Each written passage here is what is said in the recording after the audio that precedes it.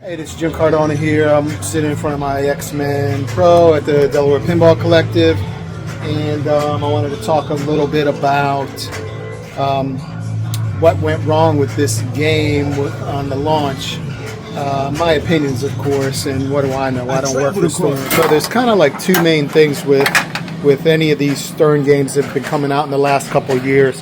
And the one thing is they've been releasing a lot of games with the code not complete. I had made a previous video that I didn't think that was a big deal because now we have Insider connected. Pretty much every game is connected to the Wi-Fi.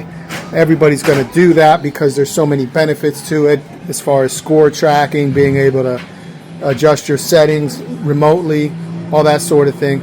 But the thing was is it enabled poor behavior, right? So it enabled the behavior that you don't have to finish the code before you release the game because we know we can do that after the fact.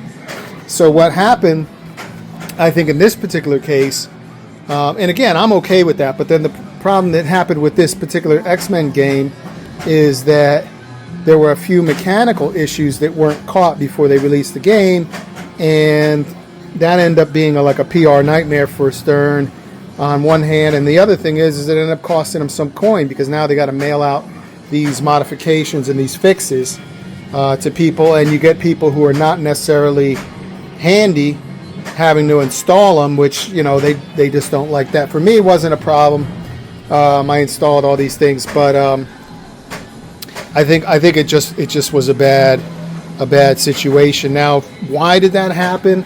And so the first reason that I'm giving is they were enabled some. Hey, Jim. They were enabled with some poor behavior of making the assumption that, hey, if a game is mechanically done, we can just do the software after the fact, and maybe the game is not 100% done. Now, I know that there was a lot of rumors, and I don't know whether or not they're true, that there was some pressure on the game design team to release the game because some other games weren't selling. They need to keep their employees busy. They need to keep them occupied with building games. So, hey, we got to release this game so we can start selling. I don't know if that's true.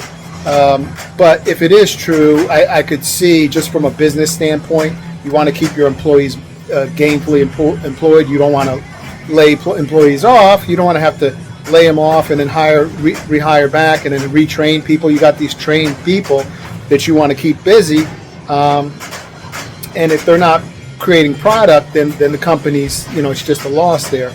So I understand the whole mindset from a production standpoint, but it's unfortunate that, the net result was that they released a game that was not 100% ready. Now, my copy worked pretty well.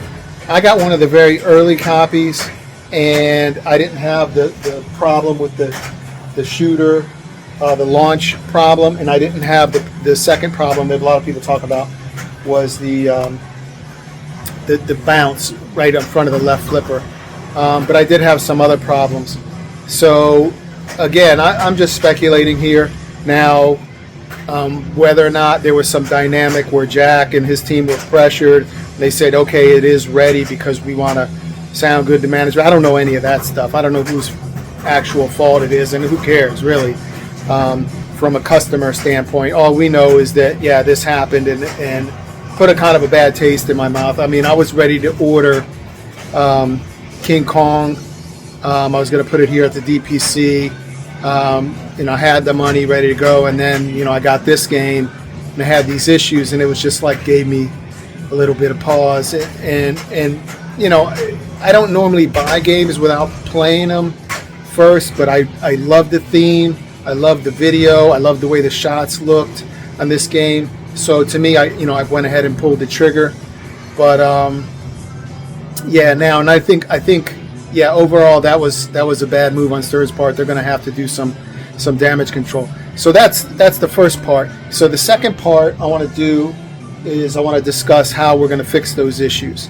So we'll make another video talking about the fixes.